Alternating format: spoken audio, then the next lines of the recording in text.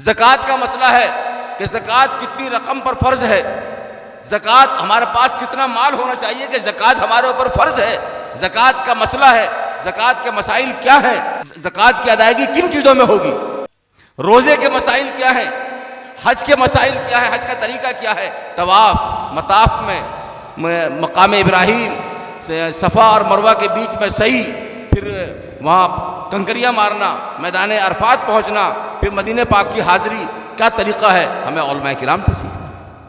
आपकी गुनूदगी को दूर करने के लिए एक ऐसे बेबाक, बेखौफ, बेलौस और बेबदल मुकर्रिर को दावत तकरीर दे रहा हूँ, जिनके अंदाज में बिजली की चमक, बादल की गरज, दरिया की रवानी, मौजों की तुग़यानी मौजन है, जिनसे मेरी मुराद हज़रत मौलाना जावेद सिद्दीकी साहब कासमी, नायब सदर जमीयत उलमा हिंद, इस्लाम का पैगाम न रुका है न रुकेगा, इस्लाम का पैगाम न रुका है न रुकेगा, अरे मोमिन कभी बातिल से न दबा है न दबेगा, और लालच न दो तुम सोने के पहाड़ों का, और लालच न दो तुम सोने के पहाड़ों का, दामने मोहम्मद न छुटा है न छुटेगा। बिस्मिल्लाहिर्रहमानिर्रहीम, अल्हम्दुलिल्लाहि रब्बिल आलमीन, वस्सलातु वस्सलामु अला सय्यिदिल अंबिया'i वल मुरसलीन व अला आलिहि व अस्हाबिहि अजमईन, अम्मा बाद। काबिल एहतराम उलमाए किराम, बुज़ुर्गान दीन, नौजवान दोस्तों, अज़ीज़ तलबा, हाज़रीन मजलिस, अहले इलाक़ा,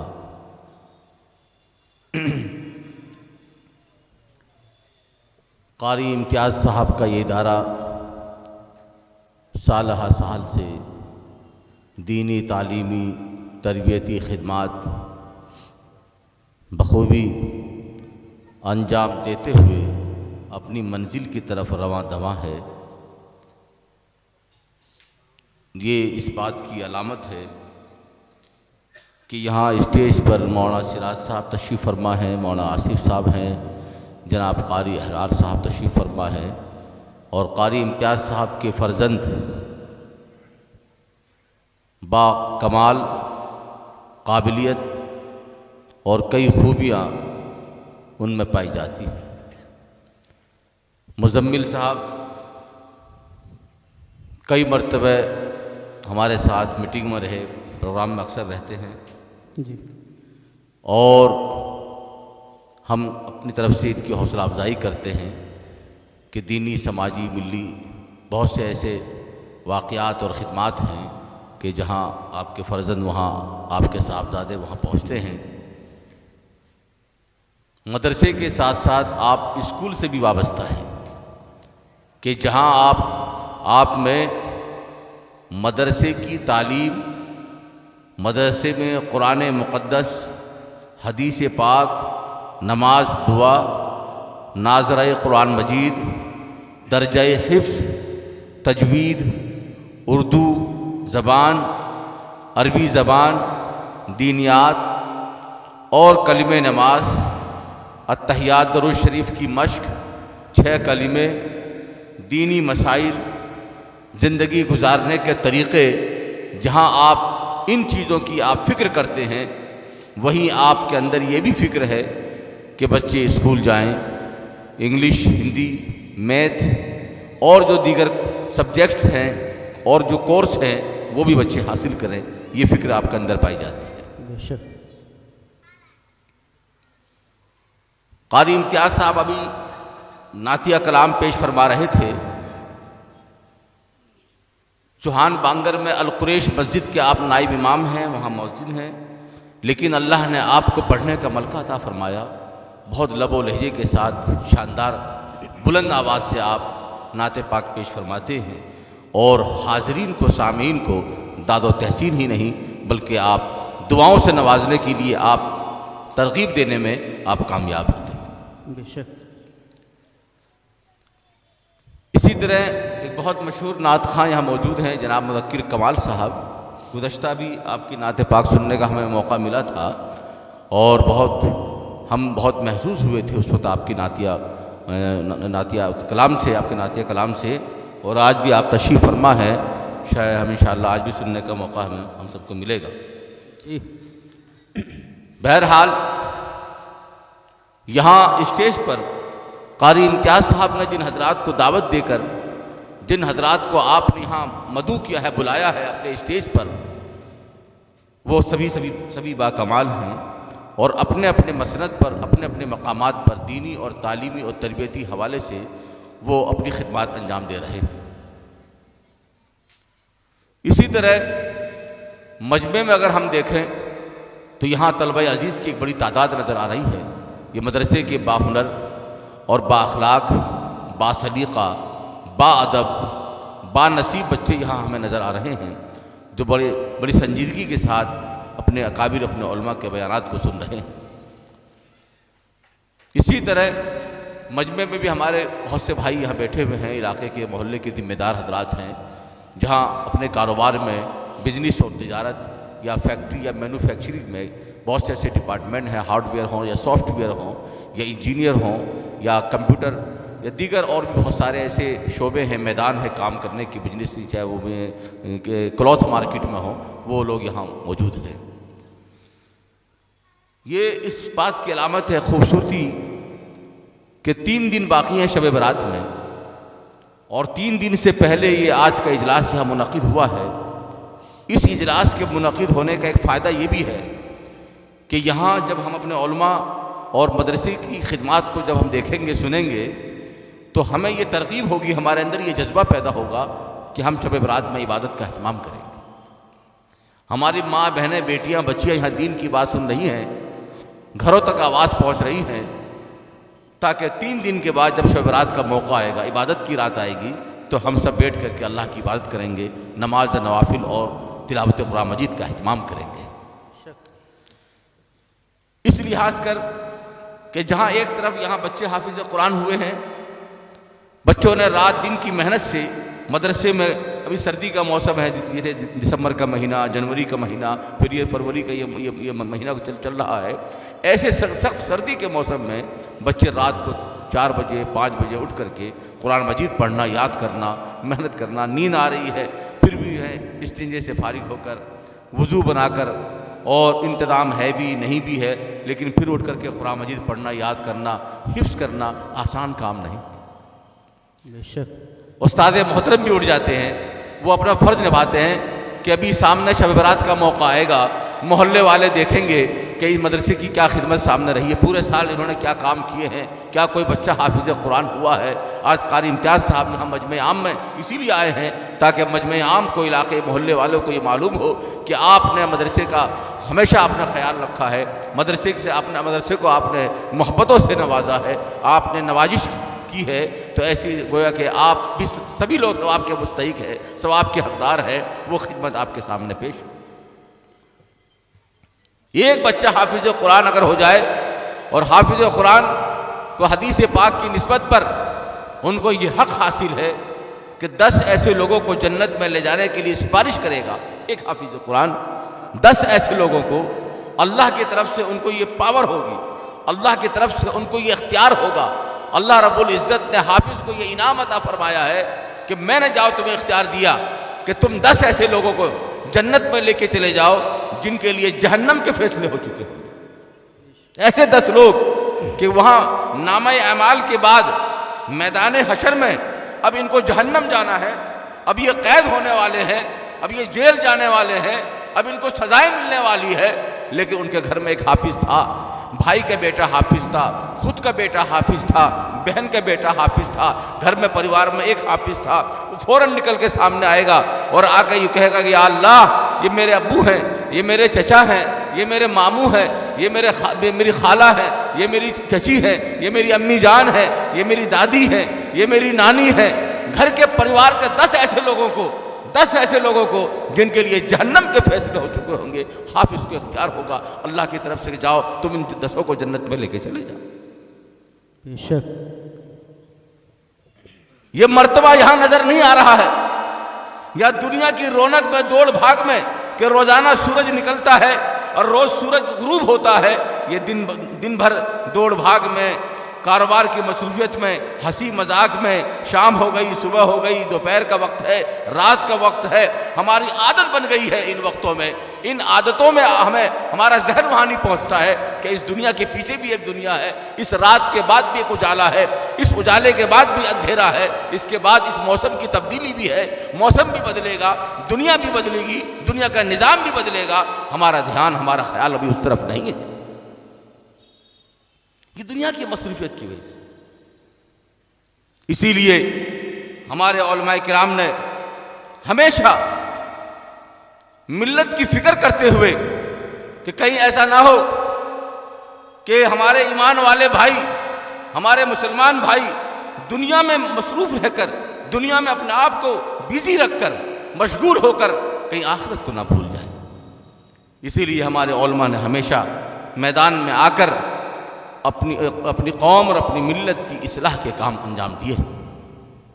ये मदरसा इसीलिए कायम किया गया ताकि मदरसे से हाफिज और आलिम निकल कर मैदान में आए।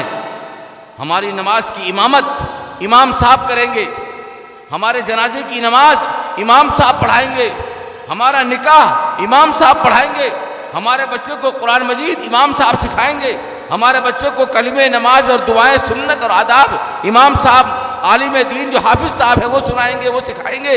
इसीलिए मदरसा कायम किया गया गली गली, मोहल्ले, इलाके के अंदर, ताकि घर में अगर एक मदरसा कायम है, जब बच्चे रात को उठकर तहज्जुद में कुरान मजीद की तिलावत करते हैं, हम लोग तो टीवी में, मोबाइल में, दीगर वीडियोस में हम लोग अपने वक्त को ज़ाय कर रहे हैं, लेकिन मदरसे में बच्चे, मासूम बच्चे रात को और ठंड में, सर्दी में उठ करके और कुरान मजीद पढ़ना, सूरह बकरा, सूरह आले इमरान, सूरह अनफाल और कुरान की सूरतों को याद करना, कुरान की सूरतों को हिफ्ज़ करना, बार बार पढ़ना, बार बार सूरतों को पढ़ करके अपने सीने में महफूज करना, मेहनत करना।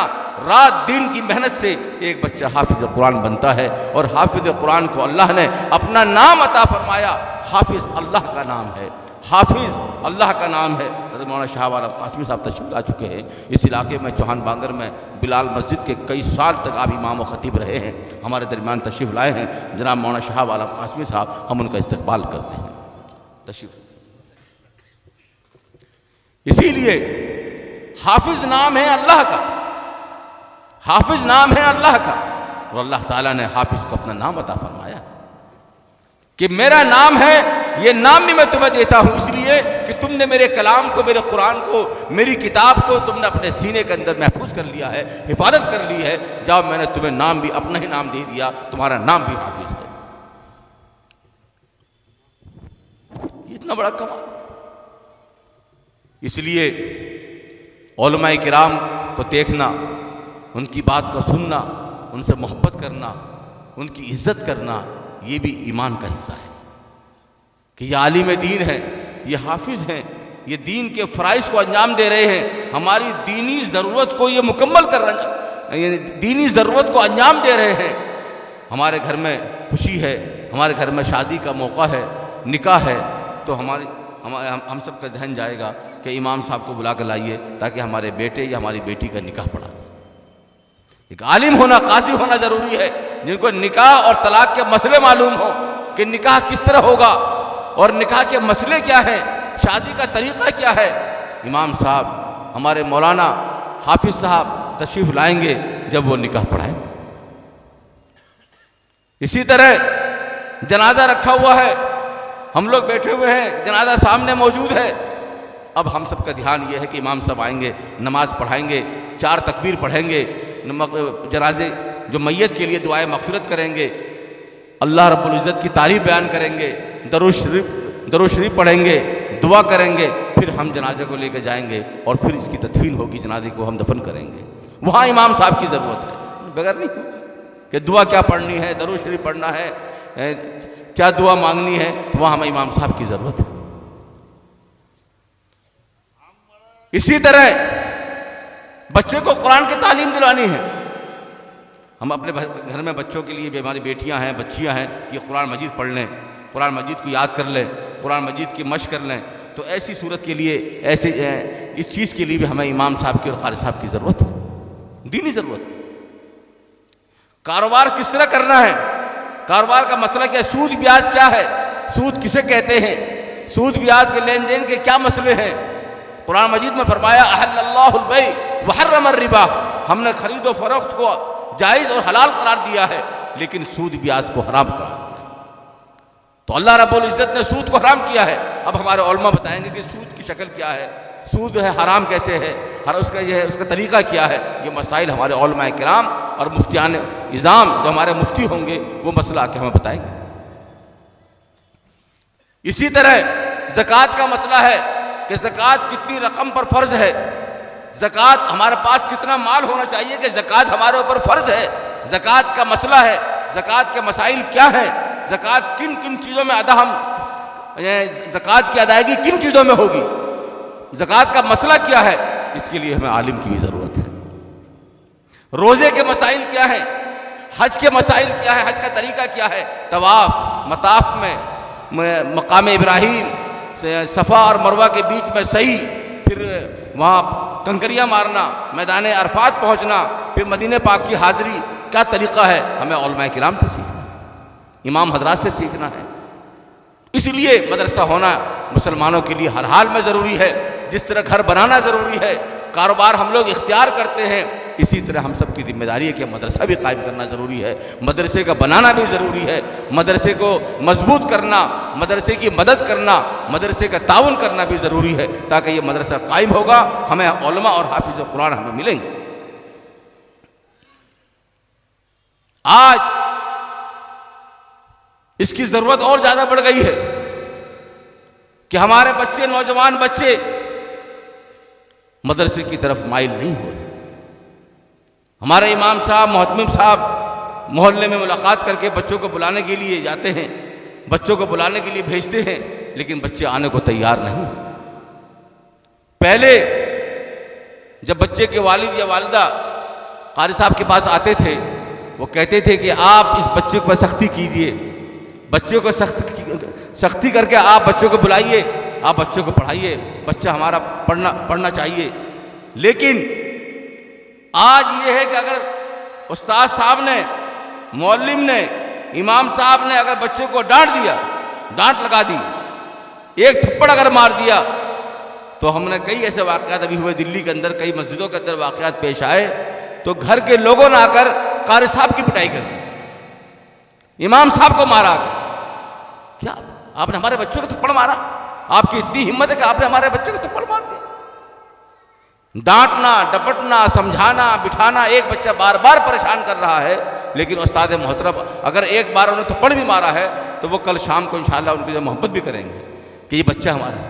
लेकिन हम लोगों के मिजाज ये है कि अच्छा इमाम साहब ने, कारी साहब ने थप्पड़ मारा, बच्चे को बेइज्जत किया, बच्चे को डांटा, तो हम जो फौरन लड़ने के लिए हाजिर हुए।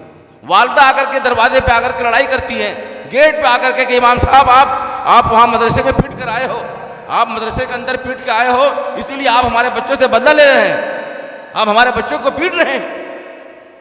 ये सूरत हाल है। आज हम सब की जिम्मेदारी है कि थोड़ी तकलीफ बर्दाश्त करके बच्चों को पढ़ाना जरूरी है। नहीं पढ़ाएंगे तो हमारे बच्चे आज मोबाइल छीन रहे हैं, मोबाइल, लोगों की जेबों से मोबाइल निकाल रहे हैं। लाइन बदल गई, कारोबार करने का ध्यान नहीं है, माँ बाप परेशान है, कहते कहते बेटा कुछ काम कर लो, दुकान की बात करा ली है हमने, तुम्हारी एक वहाँ दुकान में बात हो गई है, आप वहाँ काम लगा लीजिए, लेकिन लड़का सुनने को तैयार नहीं है। रोज़ाना घर में खाना खाया, बस नाश्ता कर लिया, खाना नाश्ता भी 2 बजे किया, दोपहर में 2 बजे 3-1 बजे उठ करके नाश्ता किया और खा करके बस घर से निकल गए। फिर शाम को आकर के न हाथ धुले हैं, न पैर धुले हैं, न चेहरा धुला है, चेहरे पे धूल मिट्टी जमी हुई है, होठ सूखे हुए हैं, बाल उड़े हुए हैं, लंबे लंबे बाल हो गए हैं, लेकिन खाने का होश नहीं है, कारोबार की तरफ ध्यान नहीं है, बात बात पर गुटखा खा करके, गाली दे करके अपने आप अपनी सेहत ख़राब कर रहे हैं। इतनी बड़ी अल्लाह की नेमत अल्लाह ने अता फरमाई है, न नमाज का ख्याल है, न इस्तिंजे का ख्याल है, खड़े होकर पेशाब करना, बगैर पानी के पेशाब करना, और अब अखलाक से गिर करके अपनी ज़िंदगी गुजारना, और रात को फिर घर आकर के फिर माँ को डांटना, अब्बू से बात न करना, गाली देना, ये हमारे बच्चों के अंदर ये चीज़ें मुंतकिल हो रही हैं। ऐसे हालात बन गए। बहुत से लोगों ने, कई लोग आए, उन्होंने कहा कि मौलाना बस आजकल के बच्चे तो बात मानते ही नहीं हैं, ज़रा सा कुछ कह दो बस फ़ौरन घर से निकल जाएंगे, दोस्तों के साथ घूमने निकल जाएंगे। बच्चों को डरा रखा है। ऐसे ऐसे घर में लड़के हैं कि अच्छा हमारी बात नहीं चल रही घर में तो वो गुस्सा दिखाएंगे। यानी बहुत से ऐसे लड़के हैं जब 15-16 साल की उम्र हो जाती है तो वो घर में गुस्सा दिखाते हैं ताकि अब्बू और अम्मी या हमारी बहन और हमारे भाई डर जाएं, और गुस्से में फिर पलटे फेंक के मारते हैं, फिर कांच में मारते हैं, जहाँ कोई शीशा हो फिर शीशे पे मारते हैं ताकि हमारे बच्चे ने है ये बच्चा गुस्से में आ गया है तो घर वाले ताकि डर जाए और आइंदा हमें डांटे ना। इसलिए बच्चे जो गुस्से में आकर के घर को तोड़ना, प्लेटों को फेंकना, चप्पलों को फेंकना, पर्दों को फाड़ देना, गाली गलौज करना ताकि घर वाले डर जाए कभी मेरा लड़का बहुत बहादुर है, मेरा लड़का बदमाश बन जाएगा। ये सोच, इस तरह की सोच बनते बनते बनते बनते फिर वो हमारा बच्चा, हमारा लड़का एक दिन जो है दूसरी लाइन में चला जाता है। ऐसे हालात।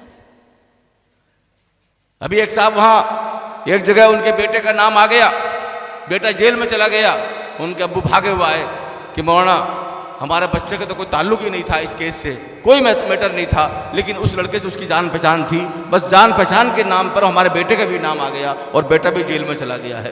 तो मेरे दोस्तों बुजुर्गों, अगर सोहबत अच्छी होगी तो बेटों की तरबियत होगी, अगर सोहबत अच्छी नहीं होगी तो हमारे बेटे बिगड़ जाए, हमारे बच्चे। मैं इलाके का नाम लेना नहीं चाहता हूं, लेकिन दिल्ली में हम लोग मुख्तलिफ इलाकों में जाते हैं, नाले के पास बैठे हुए बच्चे स्मैक पी रहे हैं, अपनी कौम के बच्चे।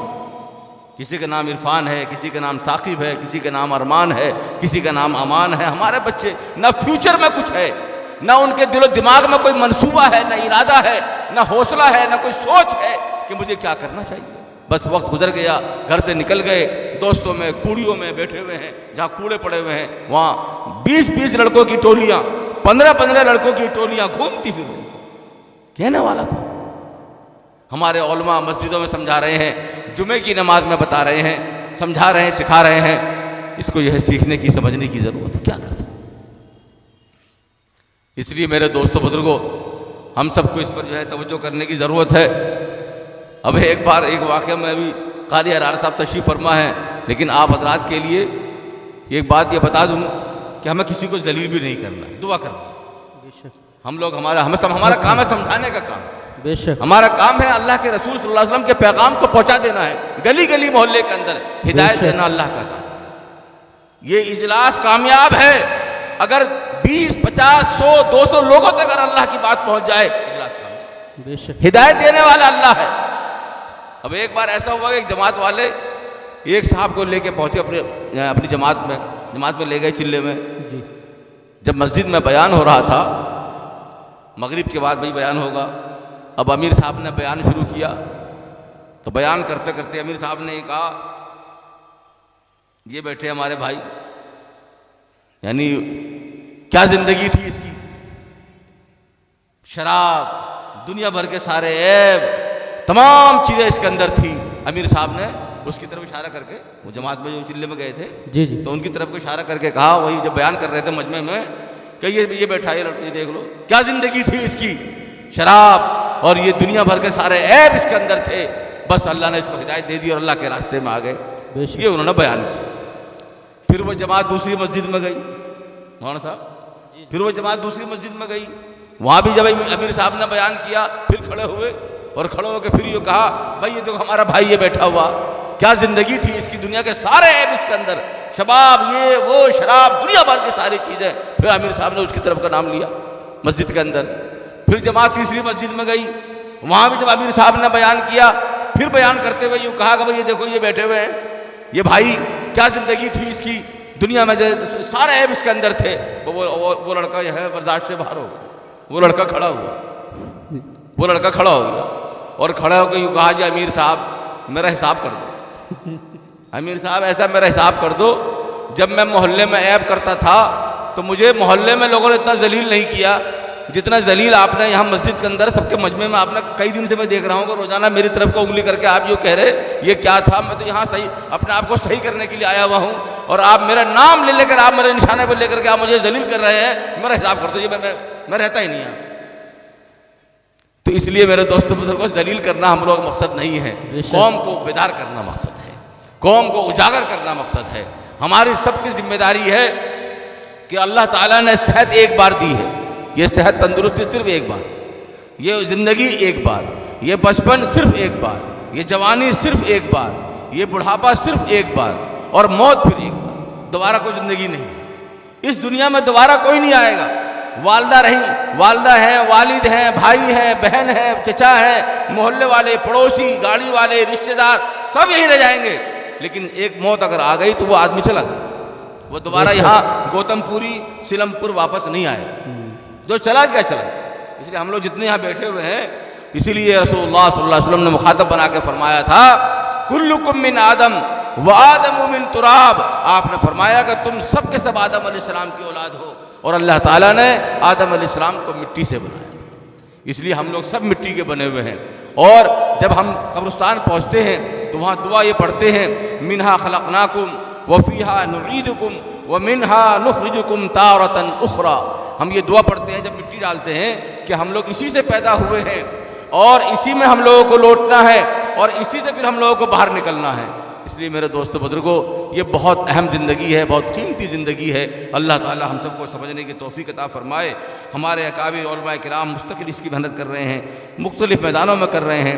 ये मदरसा माशाअल्लाह अल्लाह ताला इसको कामयाब फरमाए। आपकी मेहनत, आपकी खिदमत को और आपकी कोशिशों को अल्लाह ताला कामयाब फरमाए।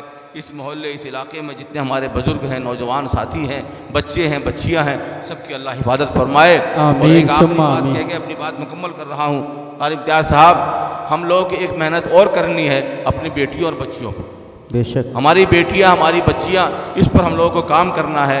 इस पर हमारे उलमा किराम, इमाम हज़रात को आगे आने की ज़रूरत है, ज़िम्मेदारों को आगे आने की ज़रूरत है, ताकि हमारी बच्चियां दीन और ईमान से न निकलें। आज बहुत से ऐसे वाक़यात पेश आ रहे हैं कि कहीं ना कहीं हमारी बच्चियां, हमारी बेटियां माहौल से मुतासिर होकर बहक रही हैं, गुमराह हो रही हैं। इसलिए मेरे दोस्तों बुजुर्गों, कहीं तो माल की लालच में, कहीं जॉब की लालच में, कहीं किसी कोचिंग सेंटर से या किसी और माहौल में जा कर के वो मुतासिर हो रही है। इसलिए हम सब की जिम्मेदारी है कि हम अपनी बच्चियों की और बेटियों की तरबियत पर ध्यान दें, ताकि वो ईमान से न निकल पाए, मुर्तद ना हो जाए। अगर ईमान से बच्ची निकल जाती है, लड़की निकल जाती है, तो दुनिया भी गई और आखिरत भी गई है। इसलिए अल्लाह ताला हम सब की हिफाज़त फरमाए।